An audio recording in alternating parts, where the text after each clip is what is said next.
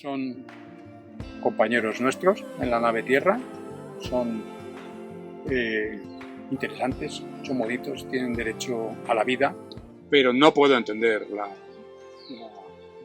la vida sin la naturaleza, sin esa conexión. Como he dicho al principio, no son solamente un objeto de estudio más, es algo que realmente amo, algo que me gusta y a lo que dedico mi vida.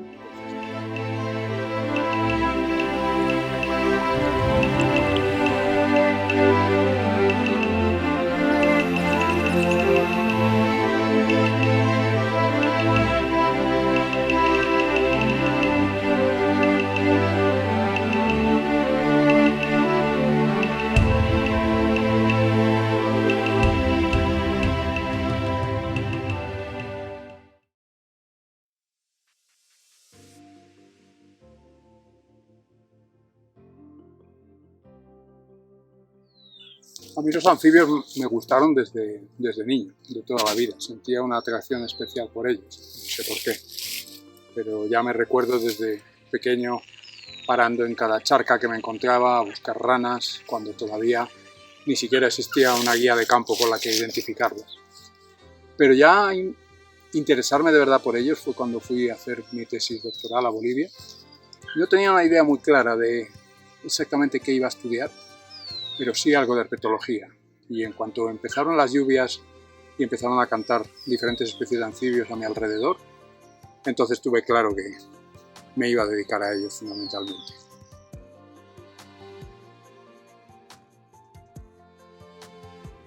Los anfibios para mí no son un organismo cualquiera. Hay alguna razón por la que siento una conexión muy particular. No sé, como una empatía especial. Creo que las ranas, por ejemplo, tienen una cara que las humaniza un poco, con esos ojos grandes que te miran directamente. Resultan simpáticas. Me resulta mucho más difícil empatizar, no sé, con un mejillón o una lombriz, por ejemplo. Fuera del interés científico, por supuesto, estoy hablando. Si hablamos ya en el plano científico, además son animales fascinantes que hacen una cantidad enorme de cosas interesantísimas, tienen historias evolutivas increíbles, formas de reproducción que no tienen parangón en el reino animal, y entonces pues esas dos vertientes, la empatía que me generan más el interés científico, pues hacen que me atraigan particularmente. Los anfibios, como he comentado, tienen una diversidad de formas de reproducción increíble, hacen cosas fascinantes que si la gente lo conociera de verdad no podría quedar indiferente ante los comportamientos tan sofisticados que presentan a veces. Además, tiene una diversidad taxonómica grandísima, todavía muy mal conocida, y yo como taxónomo que soy y me defino, pues obviamente me ha interesado muchísimo esa diversidad todavía desconocida, sobre todo en áreas tropicales.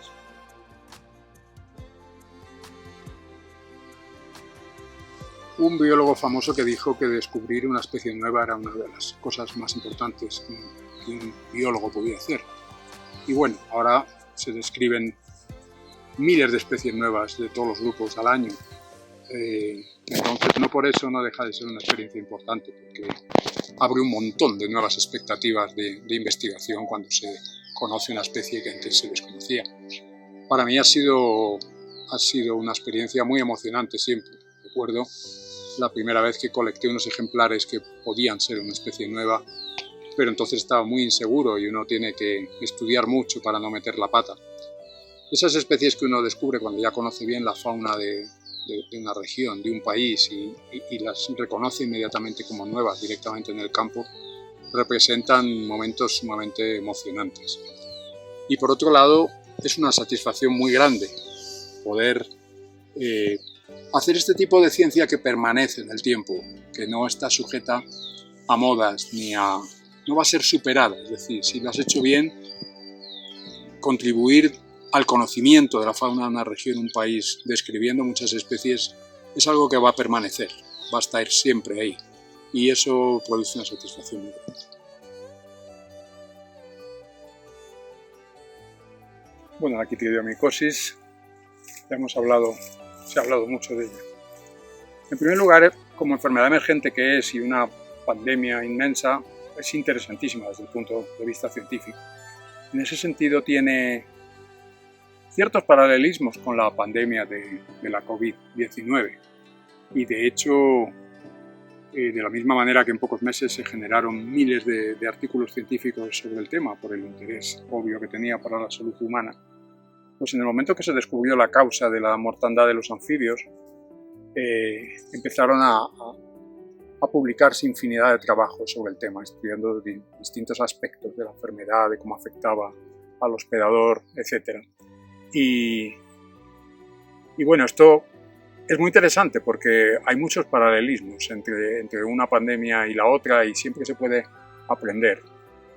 Fuera del interés científico indudable que tiene, en el que muchísima gente, como yo mismo, pues cambiamos o reorientamos un poco nuestras líneas de investigación para estudiar esto, se puede considerar una enorme tragedia ambiental. Yo personalmente lo he vivido como algo que me ha afectado muy profundamente. Para mí los anfibios, como he dicho al principio, no son solamente un objeto de estudio más. Es algo que realmente amo, algo que me gusta y a lo que dedico mi vida. Entonces que esos organismos desaparezcan es muy doloroso. Y mucho más cuando además se trata de especies que uno mismo ha descrito, ¿no? Es como casi cuesta creer que en el pequeño lapso de la vida de una persona se puedan descubrir especies que han estado ahí millones de años sin que nadie las conociera. Y luego, en unos pocos años más, los ves extinguirse de la faz de la Tierra. Es muy doloroso realmente. Y muy frustrante, muy frustrante. Trabajar en zonas donde antes, en ecosistemas intactos, tú sabías que los animales estaban ahí, los encontrabas y no había más que ir. Podías tener más o menos mala suerte o buena suerte esa noche, pero sabías que los animales estaban ahí. Ahora pasar horas buscando y no encontrar nada es realmente muy frustrante y muy triste. Por otro lado, bueno, hay que tener ciertas esperanzas. Se están redescubriendo algunas especies que se consideraban extintas, siempre en poblaciones muy relictas y obviamente muy amenazadas por eso mismo. Y aunque hay centros de cría especializados donde se están reproduciendo algunas de estas especies, hoy por hoy sabemos que devolverlas al medio natural es muy difícil. Para entender bien la dimensión que ha supuesto la quitridiomicosis, imaginemos nosotros que gastamos tantos millones de euros en proteger una sola especie icónica, con planes de manejo y recuperación que a veces requieren años para ver resultados. Imaginemos que de pronto todas las aves rapaces de Europa desaparecieran de un plumazo, o todos los pájaros carpinteros, o todas las aves esteparias. Es decir, que sabes que vas a ir al campo y no los vas a poder observar ni estudiar nunca más. Eso es lo que ha pasado con la quitridiomicosis en algunos países, en algunas regiones, en algunos continentes casi. Como no son tan conocidos como otras especies de vertebrados, pues esta tragedia inmensa ha pasado bastante desapercibida. Pero no tiene parangón con nada que haya ocurrido antes en biología de la conservación. Bueno, la importancia de por qué conservar los anfibios es una pregunta que nos hacen muchas veces. Cuando hablamos coloquialmente de esto, hay mucha gente que pregunta, bueno, ¿y por qué es tan importante? ¿Qué pasa si desaparecen los anfibios? Bueno, la respuesta ortodoxa es que los anfibios cumplen un papel muy importante en los ecosistemas. Tienen una doble vida, como su nombre indica. Un gran porcentaje de ellos tienen una vida terrestre y una vida acuática, cumplen papeles distintos en ambos ecosistemas, como presas, como depredadores, a su vez. Además, sabemos que tienen importantes cualidades en la piel, muchas sustancias químicas que podrían tener potencial interés farmacológico que está sin estudiar en gran parte. Pero a mí este tipo de respuestas, con ser ciertas, no es lo que me gusta contestar. Es decir, incluso diría que me siento un poco ofendido cuando me dicen ¿y qué pasa si desaparecen las ranas? Yo apelo a razones más profundas, más estéticas, más éticas. Son compañeros nuestros en la nave Tierra, son interesantes, son bonitos, tienen derecho a la vida y no podemos arrogarnos el derecho a hacerlos desaparecer si es que pensamos que no nos reportan un beneficio directo. Imaginemos que uno va al Museo del Prado y no conoce cómo era el Museo del Prado antes y han desaparecido algunos de los cuadros más icónicos y más importantes. A uno le seguirá pareciendo que es un museo lleno de cosas interesantes, pero los especialistas sabemos que hay pérdidas irreparables si uno va al museo y no ve las meninas o la rendición de Breda o la familia de Carlos.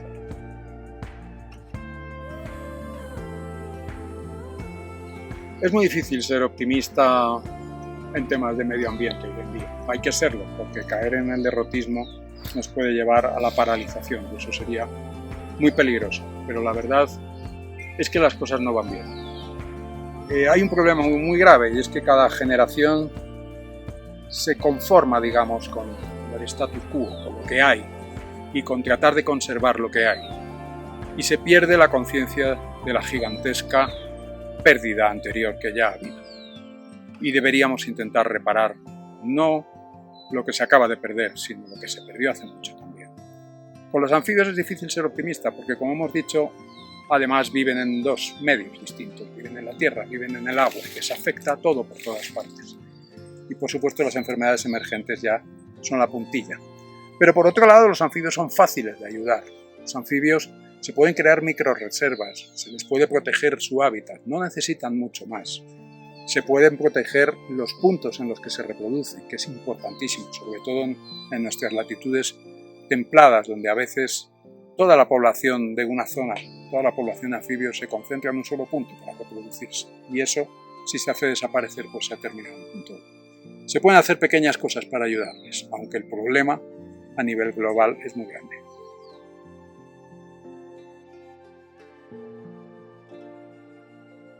Bueno, tradicionalmente los anfibios, y no digamos ya los reptiles, las culebras,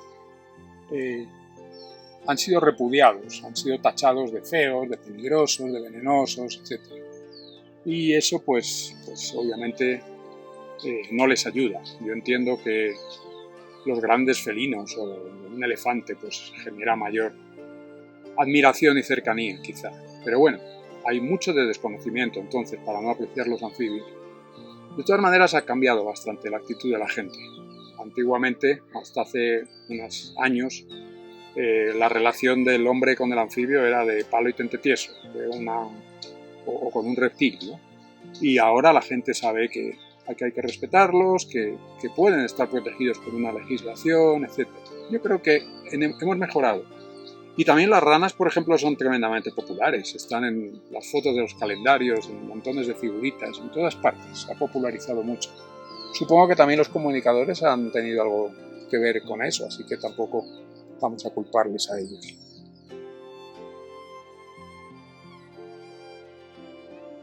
Es cierto que cada vez hay más desconexión con la naturaleza. Cada vez más gente vive en las ciudades, mucha gente no entiende que la leche no sale de los supermercados, sino que sale de las vacas, y que las vacas se alimentan de vegetales. En mi caso la conexión con la naturaleza es total, siempre, desde niño. A pesar de que yo era un niño de ciudad que solo podía disfrutar del campo en los veraneos, en las vacaciones, a veces en los fines de semana, y que mi trabajo me obliga a pasar mucho tiempo en mi oficina también.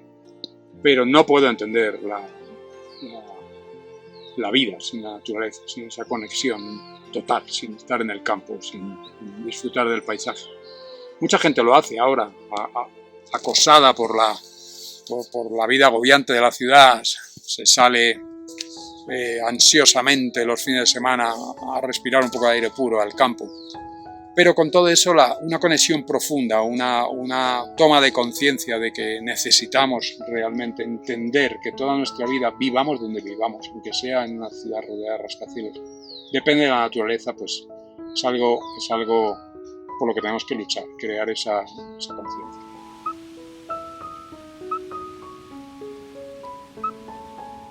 Bueno, he dicho antes que realmente cuesta ser muy optimista en temas medioambientales, pero que tampoco podemos paralizarnos. Entonces, yo diría que el problema es que lo que tenemos por delante son retos globales gigantescos como humanidad y no se pueden abordar estos problemas de una manera cortoplacista. Creo que lo que hay que hacer es que lo que se necesita es tener ciudadanos concienciados del problema. Y nos guste o no, por suerte o por desgracia, al final las soluciones casi siempre van a ser políticas. Así que lo que hay que hacer es votar a políticos que estén concienciados, que no les importe nada más que el progreso a toda costa y el crecimiento económico, sin pensar siempre, sin tener un trasfondo con la naturaleza como motivo. Hay algunos motivos para el optimismo. Yo pienso, por ejemplo, que la lucha contra los plásticos la terminaremos ganando. Creo que se podrán eliminar. Es cuestión de decisión en unas décadas. Por lo menos los plásticos de un solo uso. Y también con los hidrocarburos, porque es que no nos queda otro remedio. Ya nos hemos pasado el semáforo en rojo del cambio climático y hagamos lo que hagamos vamos a pagar las consecuencias, pero no podemos seguir en esta carrera loca de emisiones de CO2 y de gases de efecto invernadero. Creo que terminaremos con eso también y triunfarán las energías renovables. Para entonces tendremos un mundo mucho más deteriorado, pero serán pequeños triunfos. Y en fin, no podemos detenernos, tenemos que seguir luchando para conservar lo que tenemos y, como he dicho antes, intentar recuperar lo que tenemos.